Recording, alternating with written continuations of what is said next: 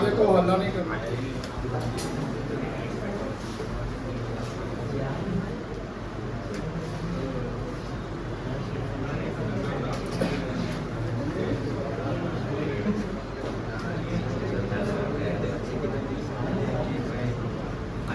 For feature of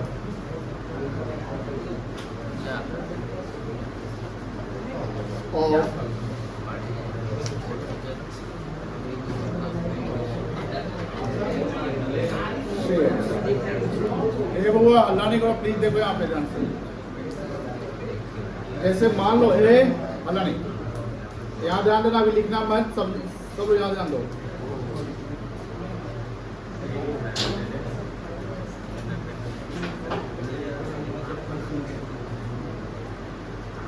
अब suppose करो कि ये कंपनी है और कंपनी ने पब्लिक इशू किया, क्या किया?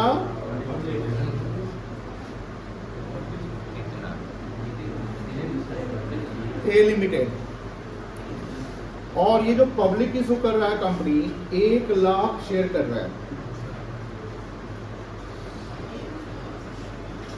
और ये कर रहा है एट 10, जो कि शेयर का क्या है? फेस वैल्यू है। अब यहां पर क्या है?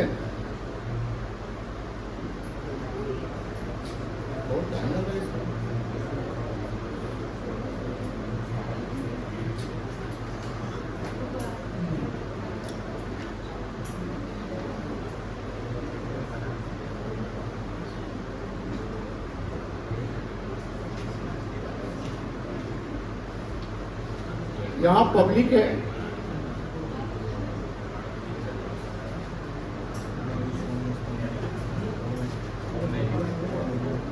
जिन्होंने शेयर होल्ड कर रखा है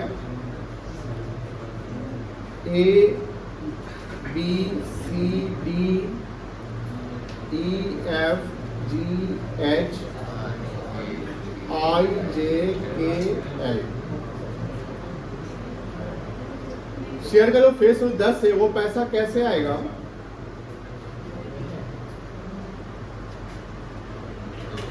मान लो एप्लीकेशन पे 3 रुपया है,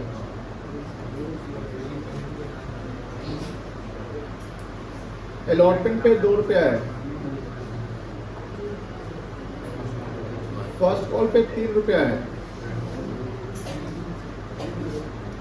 और फाइनल कॉल पे कितना आ जाएगा बता सकते हैं? 3 2 5 3 8, 2 रुपया आ जाएगा, 10 टूट गया ना।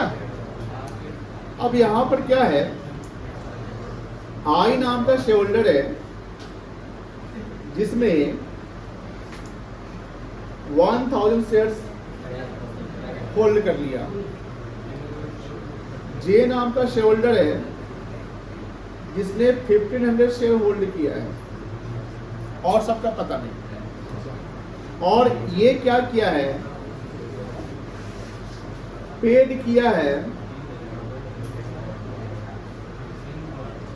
Application, allotment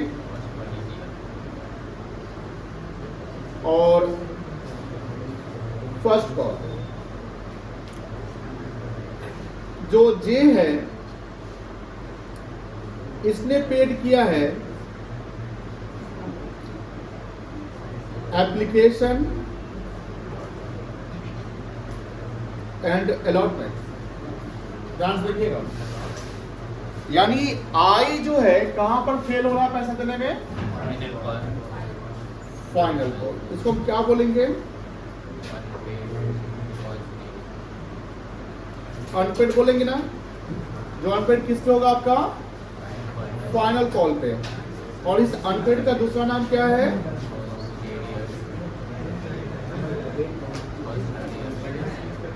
calls in arrear.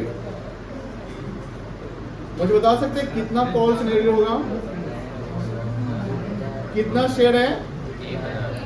1000 share है। और फाइनल कॉल का रेट कितना है? 2 रुपया।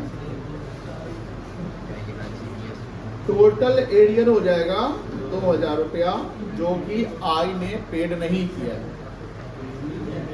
जब हम जे की बात करते हैं तो जे का अनपेड कहाँ कहाँ आएगा?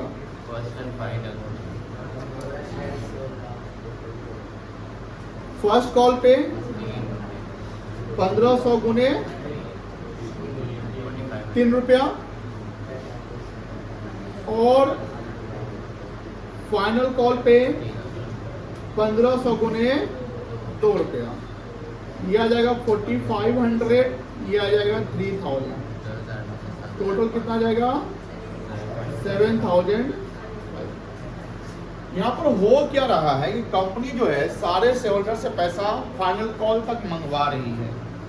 आपने देखा होगा कुछ सवाल में कि कंपनी को जब फाइनल कॉल की जरूरत पड़ेगी तो मंगवाया जाएगा, अदरवाइज नहीं मंगवाते। यहाँ पर क्या हुआ है कि कंपनी फाइनल कॉल तक पैसा मंगवा रही है, एंड फुल्ली कॉल्ड अप कहेंगे इसको। Fully called up and fully paid up दोनों अलग अलग होते हैं। फुल्ली कॉल्ड अप का मतलब होता है कि फाइनल कॉल जो अंतिम कॉल है वहां तक कंपनी कॉल कर रही है, ड्यू कर रही है। कॉल कौन करता है? कंपनी करता है। अब फुल्ली पेड अप का मतलब ये हुआ कि शेयर होल्डर ने पूरा पेड कर दिया है। यहाँ शेयर में अब जब बात करते हैं क्या ये शेयर फुल्ली पेड अप है, तो नहीं, ये पार्टली में आ जाएगा। पार्टली पेड अप का मतलब होता है कि कुछ अनपेड है, बिकॉज दो शेयर होल्डर जो है जो शेयर होल्ड किए हुए वो पूरा पैसा नहीं दिए हैं। कहीं ना कहीं कंपनी को पूरा पैसा कहाँ आया? कहीं ना कहीं कंपनी को आई से 2000 रुपया नहीं मिला और जे से 7500 नहीं मिला। कॉल्स इन एरियर में है, कहाँ पैसा है? क्या यहाँ पर आई और जे की लायबिलिटी बन रही है कि अभी नहीं बन रही है? बन रही है। लायबिलिटी को जो होता है मेंबर्स का वो लिमिटेड होता है and limited to the extent of share capital. अब आई जो 2000 रुपया अभी भी आई को देना है पैसा, तो कहने को उसके लिए लायबिलिटी है और जे के लिए लायबिलिटी 7500 है। कितना है बेटा? 7500 है। अब यहाँ पर क्या होगा? कंपनी का बोर्ड मीटिंग होता है। कंपनी का क्या होगा? Board meeting. कभी भी कब जो कोई मेजर डिसीजन लेना होता है तो कंपनी उसके लिए बोर्ड मीटिंग रखती है। एक कंपनी का एजीएम होता है जिसको एनुअल जनरल मीटिंग कहते हैं। एजीएम हमेशा साल पे होता है, हर साल होता है, जहां पर डिविडेंड अनाउंसमेंट की बातें होती है या कोई मेजर एक्शन या कोई ब्रांच एक्सपेंशन की बातें होती है। लेकिन बोर्ड मीटिंग में क्या डिसीजन लिया जाता है? बोर्ड मीटिंग में जनरली जो इंटरिम डिविडेंड है वो देने की बातें होती है, नए डायरेक्टर को अपॉइंट करना है, ऑडिटर को अपॉइंट करना है, ये सब बातें होती है बोर्ड मीटिंग में। Apart from this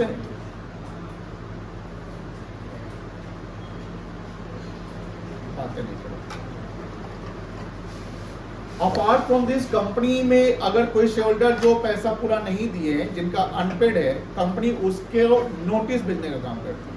board meeting decision लिया जाएगा कि इनको 14 डेज का नोटिस भेजो, 14 दिन का नोटिस भेजो।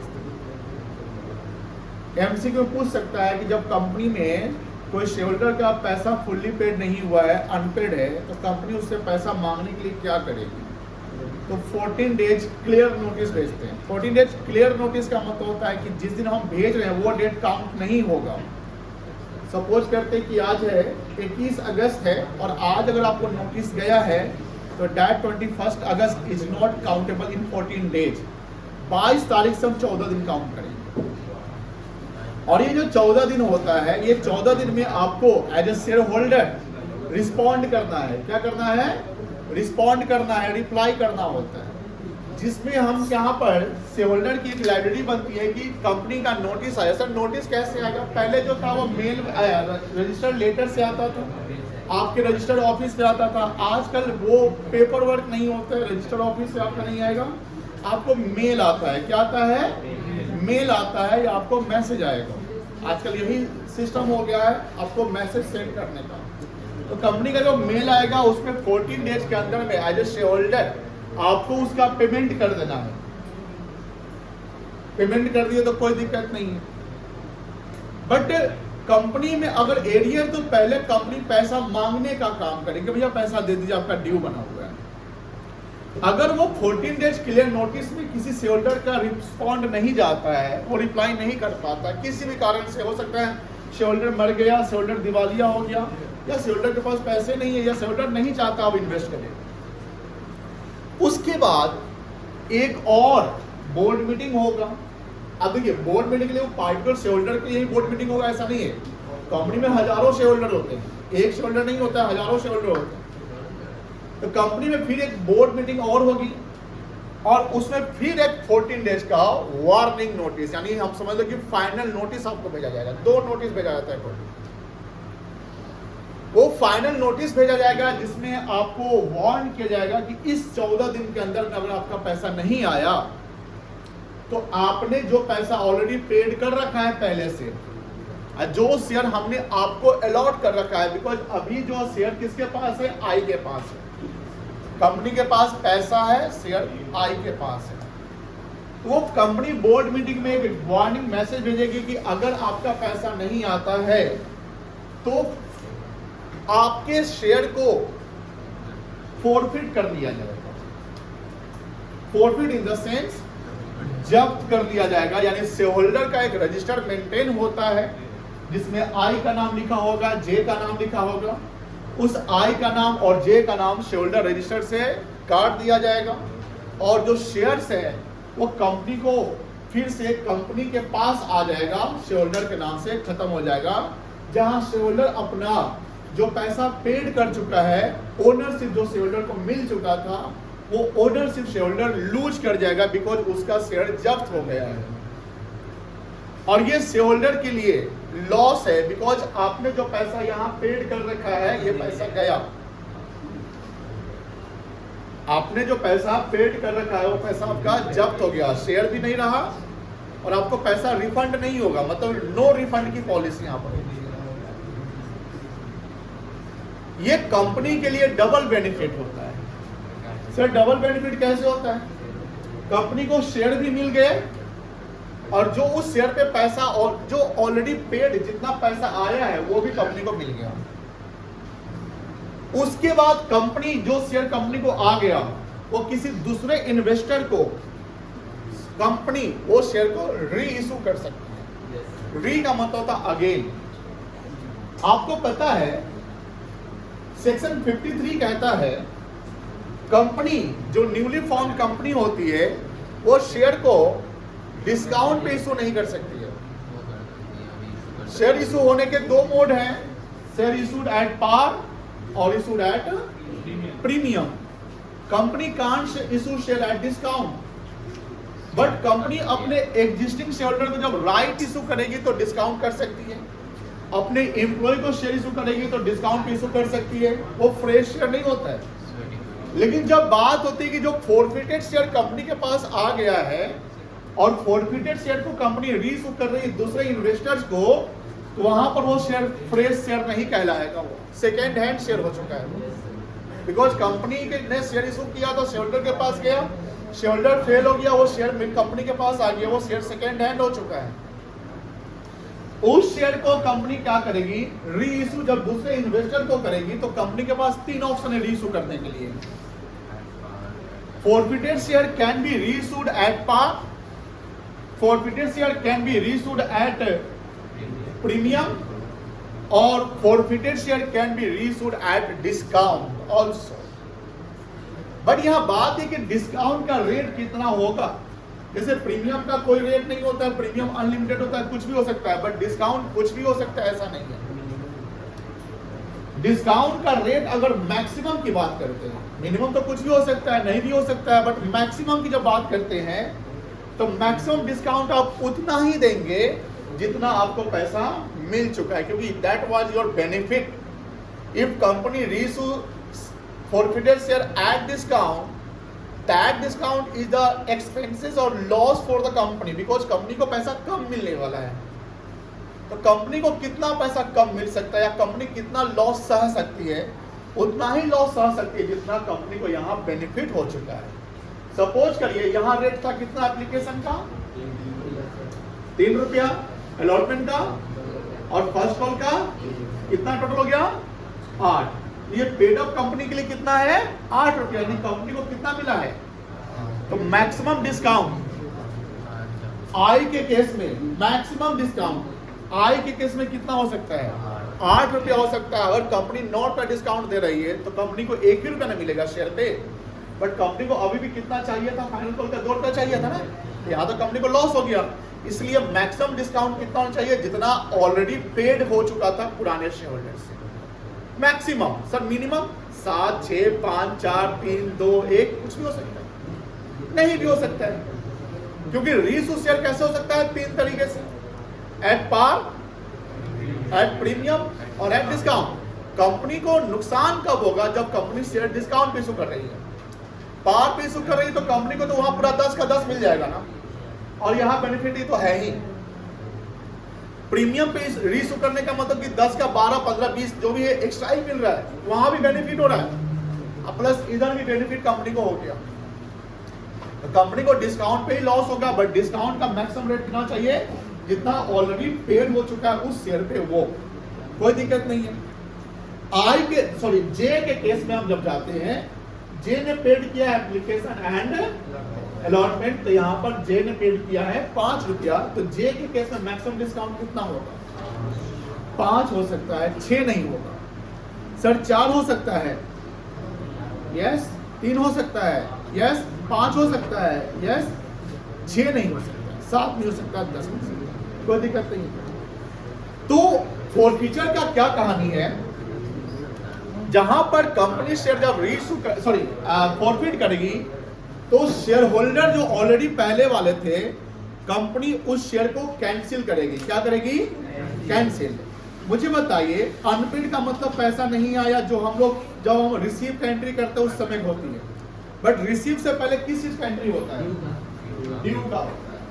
ड्यू का क्या एंट्री होता है, बता सकते हैं, ड्यू का क्या एंट्री होता है, अगर हम फर्स्ट कॉल को ड्यू करें तो उसका क्या एंट्री होगा, चलो ए उमंग तुम खड़े हो जाओ, बताओ, फर्स्ट कॉल को ड्यू करते तो क्या एंट्री होगा,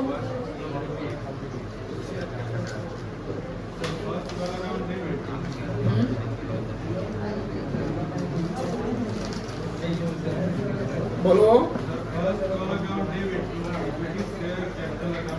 और रिसीव का एंट्री,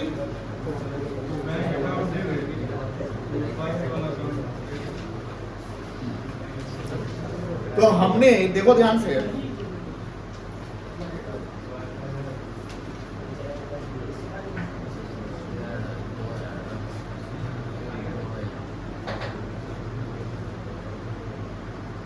फोकस करना है। आगे कुछ बच्चे फोकस कर रहे हैं, पीछे के बातें कर रहे हैं, आपको अगर दिक्कत हो रही है आप कहीं पर बैठ जाइए। ये एक ऐसा टॉपिक है जिसका एग्जाम में आना 100% कंफर्म है, और ये टॉपिक आपका पहला लेक्चर इस टॉपिक का, और अगर फोकस हट जाएगा तो नुकसान होगा, ये ध्यान रखिएगा। तो फोकस जरूरी है। अगर आपको आगे अगल बगल से कुछ भी प्रॉब्लम हो रहा है, बहुत जगह खाली है, सबसे बेस्ट जगह आपका आगे, यहाँ पे आगे बैठ जाइए, वहां बैठ जाइए। आपको यहाँ समझना है, आप यहाँ अनकंफर्टेबल अगर सीट के कारण है कि थोड़ा सा आगे से दिक्कत होता है देखने में, तो उसको आप बर्दाश्त कर लीजिए। सबसे इंपॉर्टेंट चीज है आपको अपना नॉलेज गेन करना, तो इसलिए फोकस जरूरी है। अगर फोकस नहीं है तो फिर क्या होगा कि हम भी कॉन्सेंट्रेट नहीं कर पाएंगे। जो हम पढ़ाते हैं तो आपको देख कर पढ़ाते हैं, चाहे गर्ल्स हैं बॉयज हैं, और वो उसमें कोई बच्चा अगर पानी पी रहा है, आगे पीछे देख रहा है, अभी सुबह 7, साढ़े 7 बज रहा है, कोई कोल्ड ड्रिंक्स पी रहा था, ये कौन तरीका है सुबह कोल्ड ड्रिंक्स पीने का। मेरे पढ़ाते समय हमने पहले ही बोला है कि ना पानी पीजिए ना कोल्ड ड्रिंक्स पीजिए।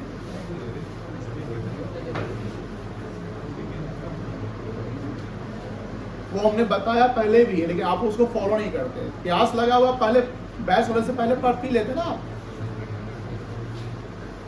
ड्यूरिंग द क्लास ही आपको प्यास लगती है।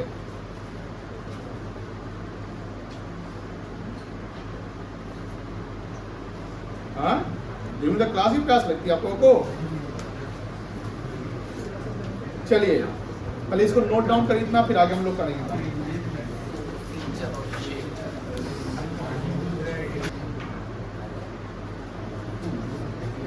इसमें क्या इंफॉर्मेशन हम लोगों को मिला,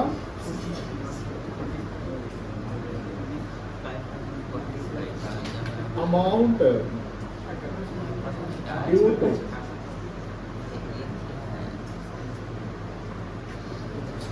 क्या वो पहला है आई और फिर है जे। आई को शेयर कितना ही से किया गया था 1000, फिर सब कितना है 10,000। इसको इसे किया गया था 1500, फिर सब 10 है 15,000।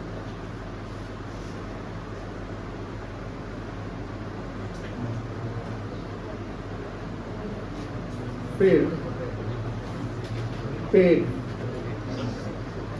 इसमें किया 1000, कितना रुपया 8 रुपया आ जाएगा आपका 8,000।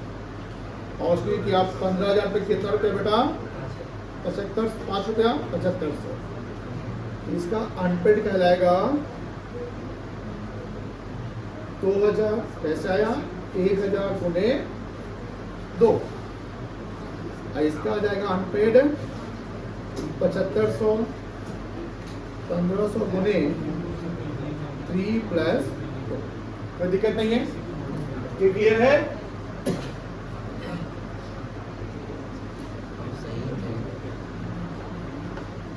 अब लिखो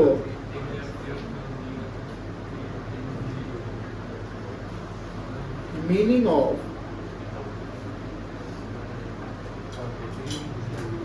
forfeiture of shares।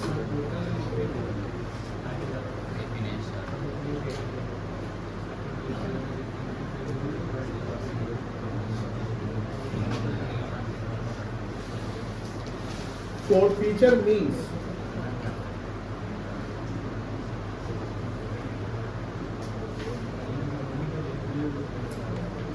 cancellation of shares of those shareholder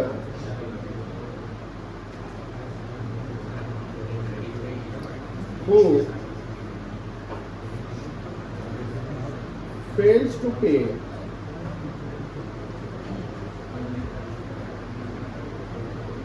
the call money।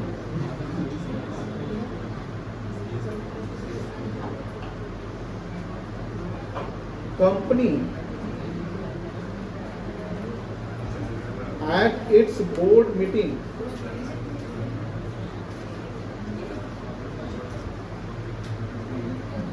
may decide to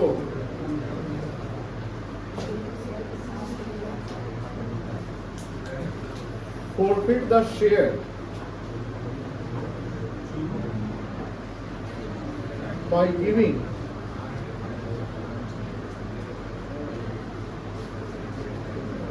notice to the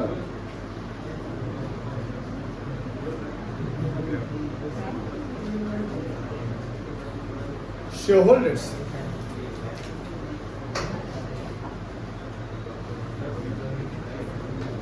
In case of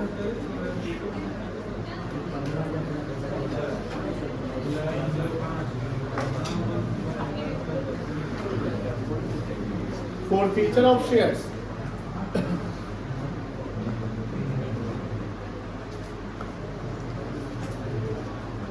shareholder will lose the ownership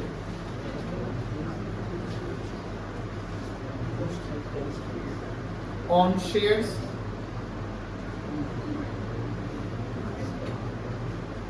whatever amount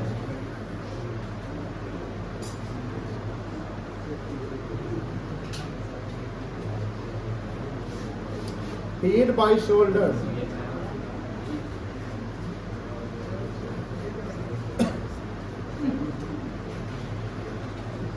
will not be refunded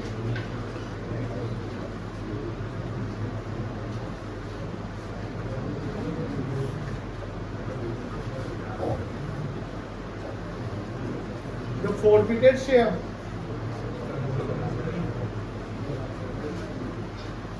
will become the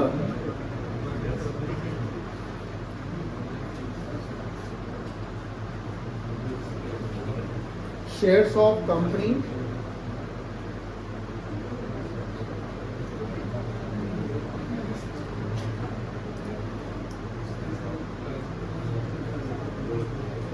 can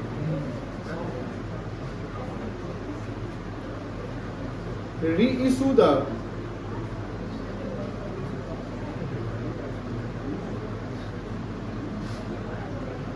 forfeited shares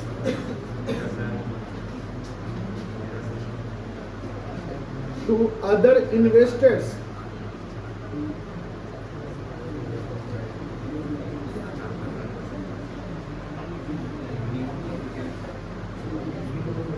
the forfeited shares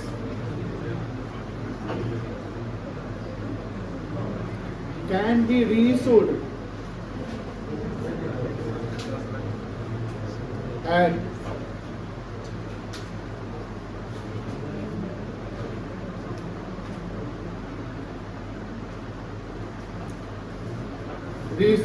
par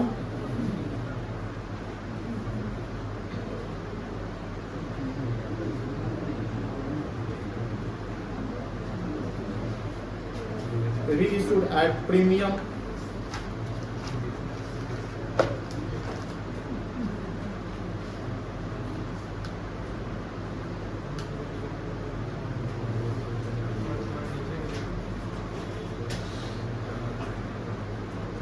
reissued at discount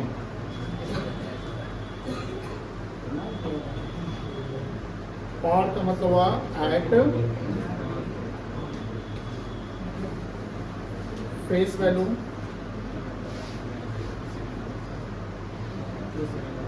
और called up value premium का मतलब हुआ above of face value और called up और discount का मतलब है below of face value और called up